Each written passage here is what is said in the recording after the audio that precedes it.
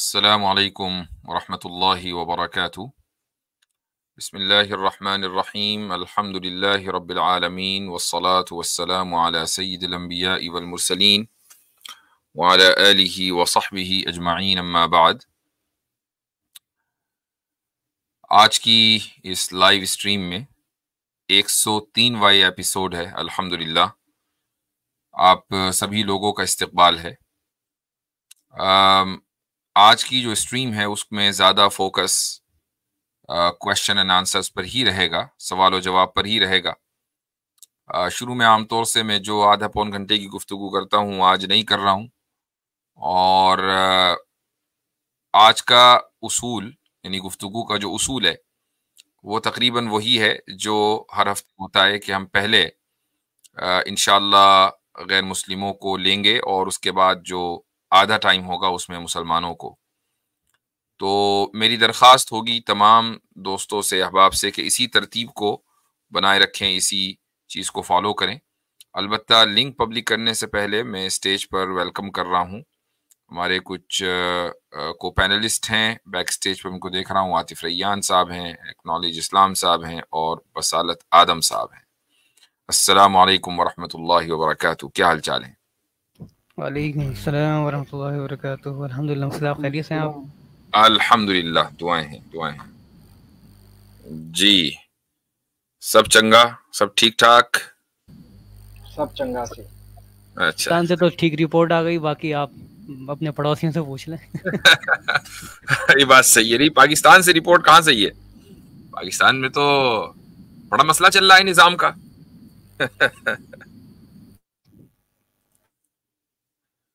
जी हाँ, तो ठीक है, मेरे ख्याल से हम लिंक पब्लिक करते हैं जल्दी, कबल इसके कि मजीद कोई टाइम बर्बाद किया जाए। जस्ट अ सेकंड, एक चीज ये है कि मैं यहाँ पर जरा लिंक पेस्ट कर दूं अपने चैनल पर।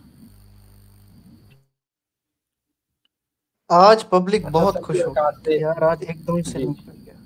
आज पब्लिक बहुत खुश है, क्यों? वही होगी ना कि लिंक लिंक मिल गया, आज जल्दी लिंक मिल गया, जल्दी मिल गया। अच्छा ठीक है, तो भाई लिंक पब्लिक तो हो रहा है, लेकिन जरा सा इस चीज का ख्याल रखें कि मुसलमान भाई थोड़ा सा सब्र करें और गैर मुस्लिमों को पहले आने दें और उसके बाद इंशाअल्लाह गुफ्तगू होगी आप सभी हजरात से। तो ये रहा लिंक आपके पास। अच्छा हजरत, बैनर भी चला दीजिए। तो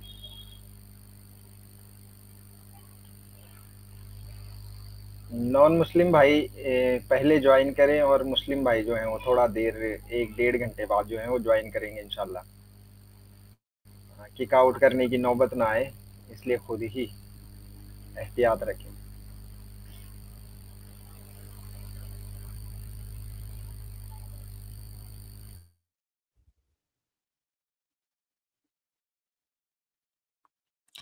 ठीक है, मैं जरा सा इसको पिन भी कर देता हूँ, जस्ट अ सेकेंड।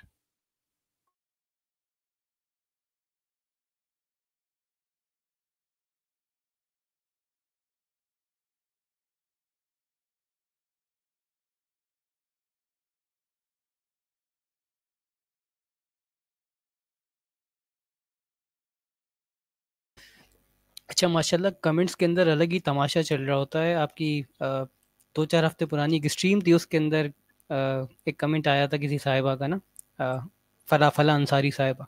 वो कह रही हैं लिंक किस तरह मिलेगा, मुझे ज्वाइन करना है, मुझे कोई ज्वाइन करा दे करा दे करा दे। तो कमेंट के अंदर सब लगे हुए, बहन आप इस पे क्लिक करें, इस पे क्लिक करें, इस पे क्लिक करें।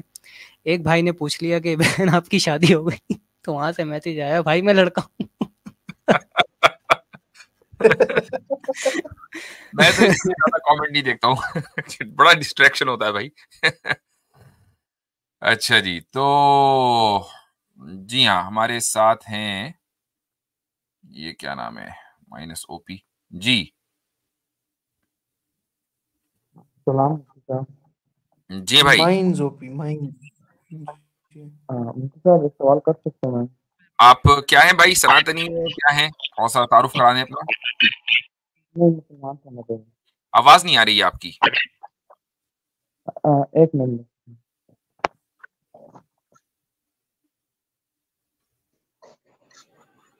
मुफ्ती साहब अब आ रही है आवाज? अब बेहतर है जी। क्या कह रहे हैं? हाँ, मैं पहले मुसलमान था, ये कह रहा हूँ। पहले मुसलमान थे, अब आप एथिस्ट हो चुके हैं। ठीक है, तो कब एथिस्ट हुए? एथिस्ट हो गए? नहीं, ऐसे एथिस्ट नहीं बोल सकते आप मुझे। तो क्या बोले? मतलब आप कह सकते कि मुझे भी पता नहीं है ना। आप क्या कह सकते हैं? दोबारा बोले, थोड़ा साफ बोले। बोल रहे हैं अभी पता नहीं है मुझे, आप क्या कह, मैं क्या हूँ। अच्छा, नहीं, इस्लाम छोड़ दिया या इस्लाम नहीं छोड़ा? हाँ, छोड़ दिया। इस्लाम छोड़ दिया। अच्छा, वजह क्या रही छोड़ने की? मुफ्ती साहब, दुनिया में बहुत जुल्म होते हैं, इस वजह से। दुनिया में बहुत जुल्म होते हैं, तो ये सारे जुल्म इस्लाम करता है? नहीं नहीं नहीं, और इस्लाम जो कहता है ना, खुदा का कॉन्सेप्ट रहता है, वो इससे कॉन्ट्रडिक्ट करता है। खुदा का जो कॉन्सेप्ट है वो कॉन्ट्रेडिक्ट करता है, तो खुदा का कॉन्सेप्ट क्या है? कि वो बहुत अच्छा है। वो बहुत अच्छा है। और इसके अलावा कुछ और है खुदा के कॉन्सेप्ट में? हाँ, कि वो ताकतवर भी है और उसके पास इल्म भी बहुत है। उसके पास इल्म भी सब बहुत है। सही। सजा भी देता है या नहीं देता? हाँ, देता है। देता है। ठीक है, तो मसलन अगर एक आप इंडिया से ताल्लुक रखते हैं, मोस्ट लाइकली सुप्रीम कोर्ट नहीं, अच्छी है? पाकिस्तान। पाकिस्तान से, चलो। केपीके का एक्सेंट लग रहा है मुझे। अच्छा, तो पाकिस्तान की सुप्रीम कोर्ट या दुनिया की कोई भी सुप्रीम कोर्ट हो मसलन, कौन सा जी मुल्क जी आपको सबसे अच्छा लगता है दुनिया में? पाकिस्तान? एग्जाम्पल नहीं दिया आपने। हम्म, जी। जी। अफगानिस्तान, पाकिस्तान, दुनिया का सबसे अच्छा मुल्क कौन सा है? अमेरिका? मुझे तो अपना मुल्क अच्छा लगता है। पाकिस्तान? तो पाकिस्तान की जुडिशरी पर एतमाद है? हाँ जी। नहीं नहीं है? हाँ जी नहीं, क्या मतलब हुआ इसका? नहीं नहीं नहीं नहीं नहीं नहीं। नहीं एतमाद है तो फिर पाकिस्तान अच्छा मुल्क नहीं है आपके नजदीक? अच्छा मुल्क बताएं जहां पर आपको एतमाद हो कि यार यहाँ जो है ये बहुत सही लोग हैं। जैसे अमेरिका। अमेरिका? चलो, तो अब अमेरिका की जुडिशरी पर एतमाद है? हाँ। अच्छा, तो अब ये जुडिशरी में मसलन आपके किसी दोस्त का केस गया और उन्होंने उसको फांसी पे लटका दिया, तो अब जी आप जी। कहेंगे क्या खराब लोग हैं? नहीं नहीं, मैं अपना सवाल मुझसे कहा जाएगा ना मुफ्ती साहब। हाँ। जैसे कि अब आप कहते हैं ना कि अल्लाह ने हमें आजमाइश के लिए पैदा किया ना, तो अल्लाह को सब पता था कि यार ये जो लोग जहन्नम में भी जाएंगे और इतनी सफरिंग होगी, उसके पास ताकत भी थी। तो क्या वो हमें डायरेक्ट जन्नत में पैदा कर सकता था? वो सब चीज को रोक सकता था, लेकिन उसने नहीं रोका। सही बात है। तो इस काम के लिए तो फरिश्ते पहले से मौजूद थे कि जो सिर्फ अच्छाई ही करते, उनके यहाँ बुराई का कोई तस्वुर नहीं था। तो आपके और मेरे फिर आने का क्या फायदा अगर सिर्फ अच्छाई ही चाहिए थी? फिर आपको ये कहना चाहिए ना कि भाई अल्लाह ने इंसान क्यों बनाया, खाली फरिश्ते रखता। हाँ, तो ये सही था ना मुफ्ती साहब, बस। ये सही था, ठीक है। तो इसका मतलब ये कि उसने इन फरिश्ते जो कि सिर्फ अच्छाई कर रहे थे, जी। उसने कोई ना कोई हिकमत की वजह से इंसान को बनाया है। लेकिन असल सवाल ये नहीं है कि वो हिकमत क्या है, असल सवाल ये है कि मुझे एक बात बताएं, आपको जुल्म से प्रॉब्लम है कि जालिम से प्रॉब्लम है? मुझे जुल्म से। जुल्म से। ठीक है, तो अगर मान लें आप इस्लाम को या खुदा के कॉन्सेप्ट को गलत साबित कर दें, मसलन ये कहे कि नहीं ये कॉन्सेप्ट ही गलत है, तो क्या दुनिया से जुल्म खत्म हो जाएगा? नहीं। नहीं। अच्छा, अगर आप खुदा के कॉन्सेप्ट को खत्म कर दें तो जो जुल्म बाकी रहेगा उसको आप कैसे इंटरप्रेट करेंगे? मैंने ये क्यों जुल्म हो रहा है? खुदा तो है नहीं अब कोई आदमी या कोई एंटिटी या कोई जात इस दुनिया में इस दुनिया को डिक्टेट नहीं कर रही है अपनी मर्जी से, तो जुल्म क्यों हो रहा है?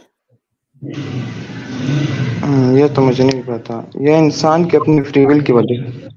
यही तो असल सवाल है। इस इंसान के, क्या बोला? ये जो फ्री विल होती है इंसान के पास, उसकी इंसान वजह की से फ्री होती विल है, तो ये फ्री विल जो है मसलन और चीजों में भी तो हो सकती थी ना। ये जुल्म करने की फ्री विल सिर्फ इंसान को क्यों है? और इंसान सिर्फ ये नहीं है कि अपनी देखें, जानवर है, जानवर अपनी भूख मिटाने के लिए दूसरे जानवर का शिकार करता है। आप ये नहीं कह सकते कि ये जुल्म कर रहा है, चूंकि उसकी फितरत में है कि वो शिकार करेगा और इसी तरीके से वो जिंदा रहेगा। इंसान जो जुल्म करता है वो अपनी भूख मिटाने के लिए जुल्म नहीं करता है, बल्कि अपनी लग्जरी के लिए जुल्म करता है। मसलन एक बादशाह को जमीन ज्यादा चाहिए, एक मुल्क को दूसरे मुल्क के रिसोर्सेज पे कब्जा करना है, या मसलन एक आदमी दूसरे के ऊपर जुल्म सिर्फ हसद की वजह से करता है कि यार सामने वाले की तरक्की बर्दाश्त नहीं हो रही है, इसको मार दो। ठीक है, तो यानी फितरत की वजह से जानवर जरूर दूसरे जानवर को मारेगा, लेकिन इंसान फितरत की वजह से नहीं बल्कि उससे आगे जाकर अपनी महज हवस की वजह से वो दूसरे के ऊपर जुल्म करता है। तो मेरा सवाल ये है कि ये वाला जुल्म जानवरों में क्यों नहीं है और सिर्फ इंसानों में क्यों है? अब खुदा तो है नहीं आपके नजदीक, अब आप इसकी कैसे इंटरप्रिटेशन करेंगे? मैं नहीं कर सकता। नहीं, कोई ना, जाहिर बात है कि आपको खुदा के कॉन्सेप्ट के ऊपर एतराज इसीलिए है कि यार दुनिया में जुल्म बहुत है। तो ठीक है, चलो थोड़ी देर के लिए हमने खुदा के कॉन्सेप्ट को गलत मान लिया for the sake of argument, तो फिर जुल्म अब खत्म हो जाना चाहिए, क्योंकि जालिम को आपने रिमूव कर दिया ना, लेकिन जुल्म फिर भी खत्म नहीं हो रहा है। That's the point. तो उसकी कोई ना कोई वजह होनी चाहिए, उसकी कोई साइंटिफिक रीजनिंग आपके पास नहीं है, उसकी कोई बायोलॉजिकल रीजनिंग आपके पास नहीं, कोई फिलोसॉफिकल रीजनिंग आपके पास नहीं है। मैं इसलिए आपको ये सारी बातें बता रहा हूं कि ये जो आप ईवल इस दुनिया में देख रहे हैं, ये एज अ कोइंसिडेंस नहीं है, यानी ये इत्तेफाक नहीं है, ये बाय डिजाइन है, ये इस डिजाइन का हिस्सा है। डिजाइनर ने यानी खुदा ने इस कायनात को, इस दुनिया को बनाया ही ऐसे है, और उसने सिर्फ इंसान को फ्री विल दी है ताकि यहाँ ईवल और वर्च्यू दोनों हो, अच्छाई और बुराई दोनों हो, और इंसान को हुक्म दिया है कि वो अच्छाई को इख्तियार करे, बुराई को डिफीट करे, ताकि उसको उसका बदला मिले।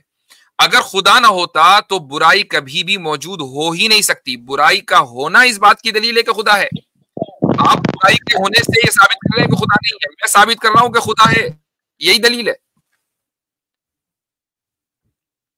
लेकिन मुफ्ती साहब, इससे यह साबित तो नहीं होता ना, आपका जो कॉन्सेप्ट है कि अच्छा है, लेकिन इससे यह साबित कर सकते कि चलो खुदा है, लेकिन यह तो साबित नहीं कर सकते कि वो अच्छा है।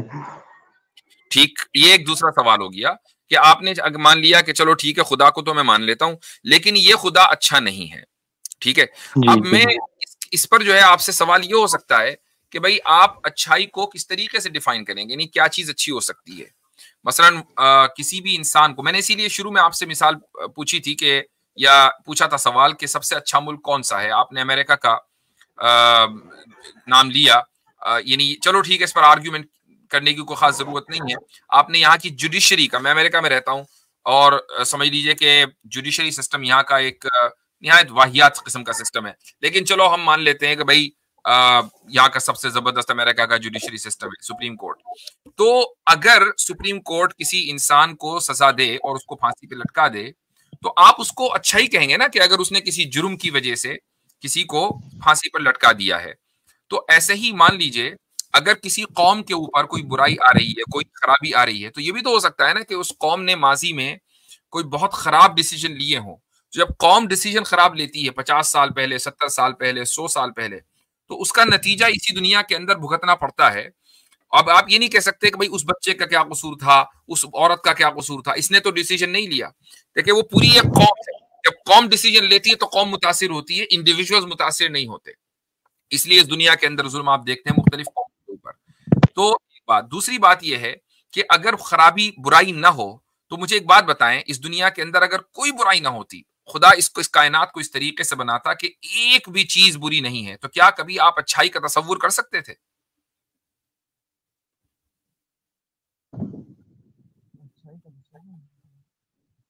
बोले। आपकी आवाज नहीं आ रही भाई। जी बोले, जी अब बोले, अब आइए। मैंने पूछा कि अगर एक भी बुराई ना होती और खुदा इसको इस तरीके से बनाता कि यहाँ सिर्फ अच्छाई हो, अच्छाई, तो क्या आप अच्छाई का तसव्वुर कर सकते थे? क्या आप कह देते थे कि ये अच्छाई है? नहीं भाई, आप अच्छाई को अच्छाई मान रहे हैं इसलिए कि आपने बुराई का तसव्वुर किया, उसके लिए बुराई का होना जरूरी है। अब मैं आपको एक और सवाल आपसे करता हूं, आप अगर कभी भी जिंदगी में बीमार ना हो, कभी भी बीमार ना हो, तो क्या आपको सेहत की कदर होगी? कि हेल्थ किसे कहते हैं, सेहत किसे कहते हैं, उसकी कदर कभी नहीं होगी। अगर कोई भी आदमी कभी बीमार ना हो, बीमार होता है और बीमारों को देखता है तो सेहत की कदर होती है ना। आप किसी एक आदमी को चलते हुए देख रहे हैं कि जो मसलन अंधा है, या उसको पैरों से नहीं चला जाता, उसको लंगड़ा है, कोई भी उसको उज़्र है, तो क्या आदमी सोचता है जहन में कि भाई शुक्र है मैं ऐसा नहीं हूं। ठीक है, आपको अपने आपकी कदर होती है कि यार मैं देख भी पाता हूं, मैं चल भी पाता हूं, मैं अल्हम्दुलिल्लाह, खुदा का शुक्र है कि उसने मुझे ऐसा बनाया, वैसा नहीं बनाया। ये कदर क्यों हो रही? चूंकि आपने वैसा आदमी देखा। तो बीमारी और बीमार को देखकर सेहत की कदर होती है। ये सारी चीजें इसी तरीके से, जब आप जुल्म को अगर कभी देखेंगे ही नहीं, ना जुल्म के बारे में कभी सुनेंगे, तो क्या रहमदिली का कॉन्सेप्ट कभी समझ पाएंगे? रहमदिली तो होती उस वक्त है कि जब जुल्म का ऑप्शन हो और जालिम जुल्म ना करे, या आप जालिम का हाथ रोक दें, यह रहमदिली है ना। तो अगर जुल्म नहीं होगा तो रहमदिली भी नहीं होगी, बुराई नहीं होगी तो अच्छाई भी नहीं होगी, और बीमारी नहीं होगी तो सेहत की कदर भी नहीं होगी, कुछ भी नहीं होगा। तो ये चीजें तो होना जरूरी है ना। जी मुफ्ती साहब। तो इससे साबित हुआ कि बुराई का होना जरूरी है। जी जी। अब आगे बोलें। एक दूसरा सवाल कर सकता हूँ मुफ्ती साहब मैं? ये सवाल हल हो गया? जी जी, इस पे मैं अभी सोच करूंगा, अगर कोई प्रॉब्लम हुआ तो फिर मैं आपसे इस पे बात करूंगा। ठीक है, एक सवाल और कर लीजिए ताकि फिर हम आगे बढ़ें। जी हाँ, जैसे मुफ्ती साहब, इस्लाम की जनरल रूलिंग है ना कि एक इंसान जब आखिरत में उसी वक्त कामयाब होगा जब उसका दीन इस्लाम होगा, लेकिन इसमें कुछ एक्सेप्शन भी आ जाती है, जैसे जिनके पास इस्लाम की वो नहीं पूछी ना तालीमात हो, तो अल्लाह उन पर इनसे पकड़ नहीं करेगा ना। तो अभी इससे मिलता जुलता मेरा ये सवाल है ना कि अभी एक इंसान है ना, वो इल्हाद को भी स्टडी करता है, इस्लाम को भी करते हैं और दूसरे मज़ाहिब को भी करता है, लेकिन उसकी अकल उसको इस नतीजे पर पहुंचाती है कि मसलन इल्हाद सही है ना, तो क्या अल्लाह ताला इस बात पर उसकी पकड़ करेगा? लेकिन मुझे लगता है नहीं करनी चाहिए, क्योंकि ये जो अकल है ये तो अल्लाह ताला ने हमें दी है। अब ये जो मेरी अकल मुझे ये कहती है कि ये वाला मजहब सही है, तो इसमें तो मेरा कोई कसूर ना हुआ ना। ठीक, देखें, ये बात बिल्कुल दुरुस्त है कि अल्लाह ताला ने हमें अकल दी है, और जाहिर है कि ये अल्लाह ताला की मखलूक है, लेकिन अकल का सही इस्तेमाल करना ये मेरी और आपकी जिम्मेदारी है। मसलन आप एक फौजी हैं, मुल्क के, पाकिस्तान की आर्मी के, कहीं भी किसी भी मुल्क के आर्मी के आप फौजी हैं, आपको बंदूक दे दी, और उस बंदूक का मकसद क्या है कि आप दुश्मन को मारेंगे। आपने अपनों को पे ही गोलियां चलानी शुरू कर दी, आपने अपने ही गिराने शुरू कर दिए, तो क्या होगा? कोर्ट मार्शल होगा ना फौरी तौर पर, कि भाई बंदूक इसलिए दी थी कि जब दुश्मन आएगा तो उसका हमला रोकना है। आपने अपने ही सिविलियंस को गिराना शुरू कर दिया, तो जाहिर है कि इससे बढ़कर और क्या जुर्म होगा एक फौजी का।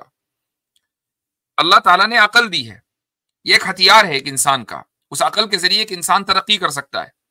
तो उस अकल का सही इस्तेमाल करने के बजाय आप गलत इस्तेमाल करने लगे। उस अकल का मकसद ये था कि खुदा की इस तख्लीक में, उसकी मखलूक में गौर करके एक इंसान दुनिया के अंदर तरक्की करे।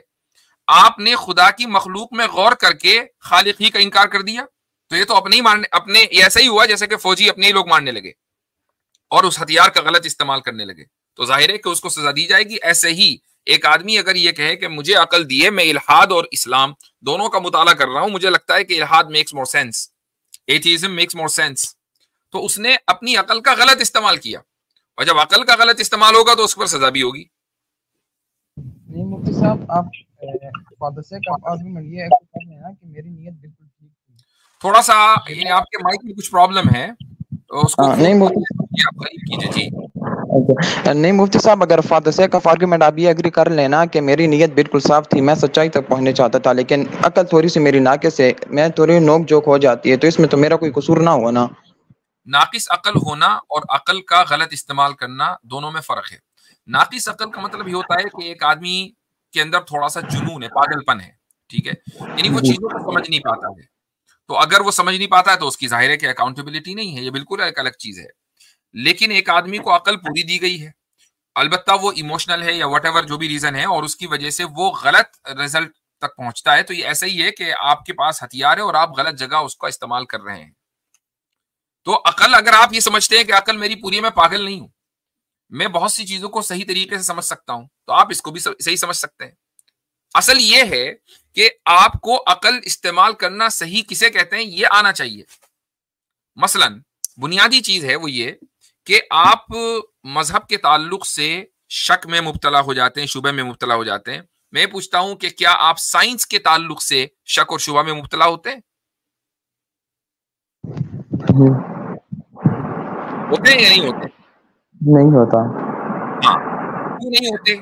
जबकि आपको साइंस के ताल्लुक से ज्यादा शक में मुब्तला होना चाहिए। उसकी वजह यह कि साइंटिस्ट मेरे और आप जैसे लोग हैं और झूठ भी बोल सकते हैं। वो अच्छे भी हो सकते हैं, बुरे भी हो सकते हैं, सारे काम कर सकते हैं। और सबसे बढ़कर ये कि झूठ बोल सकते हैं। उनके अपने दुनियावी मफादात हो सकते हैं। मैं हरगिज ये नहीं कह रहा हूं लोग मुझे मेरी स्क्रिप्ट को काट कर न चला दें कि भाई हम तो साइंस के खिलाफ है। साइंस के खिलाफ नहीं है। हम इस पॉसिबिलिटी की बात कर रहे हैं कि साइंटिस्ट का कहा हुआ पत्थर की लकीर नहीं होता। वो बदल भी सकता है, वो गलत भी हो सकता है, साइंटिस्ट झूठ भी बोल सकता है, हजार पॉसिबिलिटीज हैं। तो ये सारी पॉसिबिलिटीज के बावजूद आप साइंस पर तो ईमान ले आए और खुदा के ऊपर ईमान नहीं है। तो जहां पर आपको शक करना चाहिए और जहां पर आपको स्केप्टिक होना चाहिए, उसको छोड़कर आप खुदा और मजहब के ताल्लुक से शक का शिकार हो रहे हैं। तो इसका मतलब यह हुआ कि अकल तो पूरी थी, लेकिन अकल का इस्तेमाल सही नहीं था।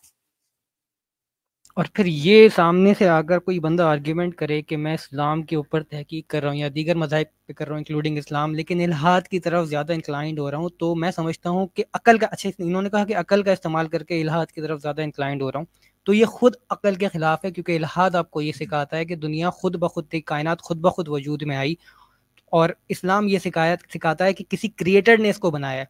और कैसे बनाया है वो साइंटिफिक मॉडल के तहत बिग बैंग का एक व्यू है, ठीक है। अब वो करेक्ट है 100% या नहीं है, लेकिन एक केओस से एक डिसिप्लिन वाली कायनात वजूद में आ गई। This doesn't make any sense. यानी धमाके से चीजें तबाह तो होती हैं, लेकिन एक डिसिप्लिन के साथ वजूद में नहीं आती। आप ये नहीं कह सकते फला जगह धमाका हुआ और एक बड़ा जबरदस्त सा रेस्टोरेंट तरतीब के अंदर आ गया, वहाँ पे वेटर्स भी होते हैं, वेट्रेसेस भी होती हैं, और सारे कुक वगैरह शेफ वगैरह सब कुछ होते हैं, खाना भी वहाँ पे बनता है, लोग भी आते हैं, विजिट भी करते हैं, बड़ा हाई फाई वो चलता है और बड़े तरतीब से चल रहा है और लाखों करोड़ों सालों से चलता हुआ आ रहा है। ये भी, और दूसरे ये कि उससे पहले कि धमाका हुआ ही क्यों। राइट। चलो धमाका होके रेस्टोरेंट भी बन गया, लेकिन वो धमाका क्यों हुआ, उसकी वजह भी तो जरूरी है ना जानना। जी भाई, समझ में आया आपको? जी शुक्रिया मूर्ति साहब। ठीक है, शुक्रिया अब बोल आप, ठीक है, चले सही है। अब आप इस पर गौर करें जो बात हमने कही है, इस स्ट्रीम को, इसके हिस्से को दोबारा सुनिए। अल्लाह ताला आपको हिदायत दे। ठीक है, चलें जी, आगे बढ़ते हैं। अच्छा, हमारे साथ हैं इस गॉड डिल्यूजन। Hello sir. जी भाई, आई एम ऑडिबल? बिल्कुल आवाज आ रही है आपकी। सर मैं ये पूछना चाहता हूँ कि क्या बिग बैंग थ्योरी पे आप बिलीव करते हो? Do you think it's a fact? मेरे भाई, आप पहले सनातनी थे? नहीं। क्या थे या अभी हैं? मैं अभी भी मुस्लिम ही हूँ, मुझे कंफर्म नहीं है मैं क्या हूँ। अच्छा, अभी भी मुस्लिम है लेकिन कंफर्म नहीं है कि क्या है। अच्छा ठीक है। तो आज तो बहुत जबरदस्त केसेस आ रहे हैं भाई। तो मतलब ये कि आप एथिस्ट नहीं, अपने आप को आप एथिस्ट आइडेंटिफाई नहीं करते हैं? नहीं, अभी तक नहीं। अच्छा ठीक है, सही है, बेहतर है। तो आपका सवाल ये था कि क्या हम बिग बैंग को पर ईमान लाए हुए हैं? नहीं, मतलब उसे ठीक मानते हैं कि ऐसा हुआ है?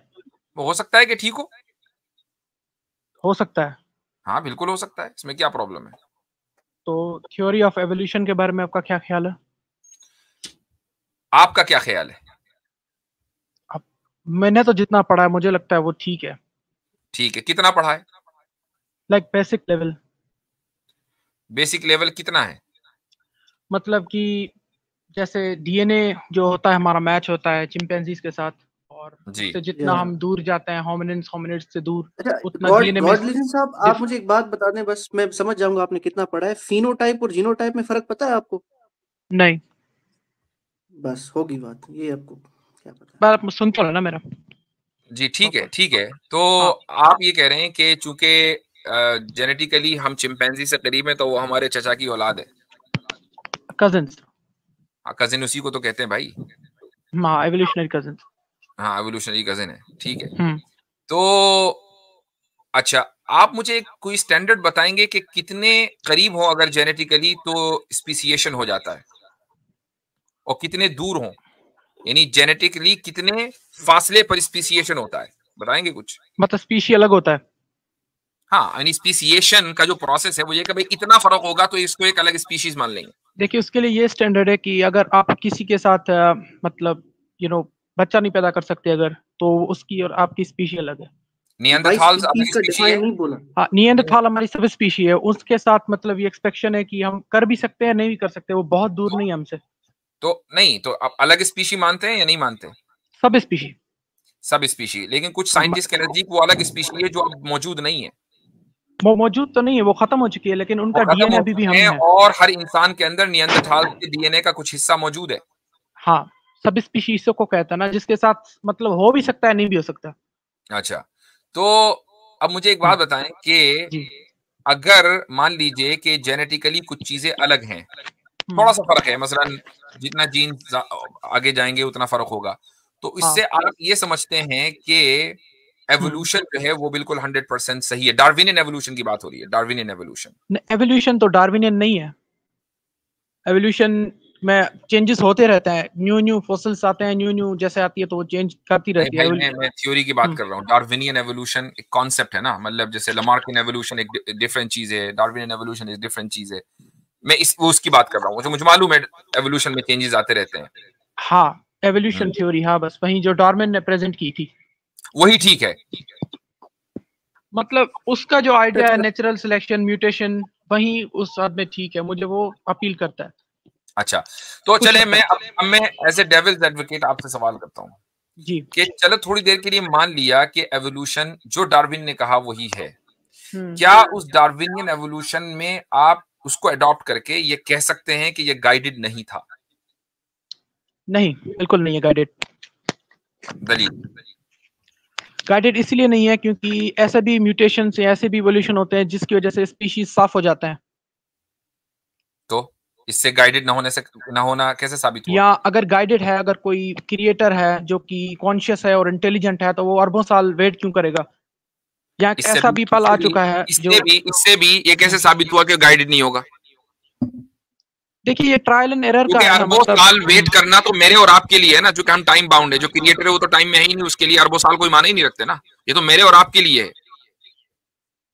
आपके हिसाब से ये गाइड हुआ है। आपने कहा कि ये गाइडेड नहीं हो सकता, तो अब मैं आपसे ये पूछ रहा हूं कि आपके पास क्या दलील है कि गाइडेड है ही नहीं? दलील देना। पहला दलील यही है जो मैंने दिया कि स्पीशीज खत्म हो जाते हैं, एवोल्यूशन अगर थोड़ी भी गलत चली गई। ये कोई दलील नहीं है। जो आदमी जो जात गाइड कर रही है उसको हो सकता है कि उसकी मर्जी हो कि खत्म हो जाए स्पीशीज। गॉड डिल्यूजन भाई, हारिस सुल्तान से एवोल्यूशन सीखना छोड़ दें यार। हाँ, ये वही बंदा है जो मिसाल देता है। वही मिसाल है। मतलब ये गाइड क्यों नहीं हो सकता? गाइड नहीं हो सकता ना, क्योंकि ये तो ट्रायल और एरर पे बेस है ना। मतलब डीएनए में म्यूटेशन होता है, थोड़ा फर्क आता है, फिर स्पीशी आगे जाती है। वो बात ठीक है, ये बात सही है, लेकिन ये आपने कैसे साबित किया कि कोई एंटिटी इसको गाइड नहीं कर रही है? उसने ये प्रोसेस उसने ये प्रोसेस सेट कर दिया कि ऐसे होगा तो ऐसे होगा। अगर मतलब ये म्यूटेशन होगा तो उसमें ये स्पीशी निकलेगी, और ये गाइडेड है।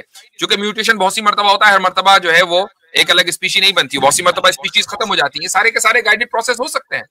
इसको आप साइंटिफिकली अनगाइडेड साबित कर दें। साइंटिफिकली इसको तो गाइडेड भी साबित नहीं किया जा सकता। नहीं, आपने दावा किया कि ये गाइडेड नहीं हो सकता। आपने ये दावा किया, मुझे नहीं लगता। हो भी सकता है, मुझे नहीं लगता। अभी आप दावा कर रहे थे कि नहीं हो सकता। लॉजिकली इसको गाइडेड साबित किया जा सकता है। He is wrong. जी, अच्छा, बिल्कुल, अच्छा, बिल्कुल। मुझे क्या आप मुझे कुछ दे सकते हैं ऐसा दलील जिससे साबित किया जा सके? जी, बसारा साहब, प्लीज। फर्ज कीजिए थोड़ी देर के लिए कि मुझे एक इंटरव्यू के लिए बुलाया जाता है और मुझे ये कहा जाता है कि भाई आपके पास इंटरव्यू देने के बाद आपको प्रैक्टिकल एक रूम में बिठाया जाएगा। वहाँ पे कंप्यूटर लैब है, 50 कंप्यूटर्स है वहाँ पे, और हर कंप्यूटर पे एक मुख्तलिफ पासवर्ड डला हुआ है, और मुझे 1 मिनट का टाइम दिया जाता है और कहा जाता है कि इन 50 कंप्यूटर्स पे जो मुख्तलिफ पासवर्ड हैं आपको ब्रेक करने हैं सारे पासवर्ड, और 1 मिनट का आपके पास टाइम है। मेरे पास पासवर्ड्स की नॉलेज नहीं है। मैं जाता हूँ रैंडमली सब कीबोर्ड्स के पास या कीपैड्स के पास जाता हूँ, उन कंप्यूटर का रैंडमली हाथ मारता हूँ, एंटर दबाता हूँ, हर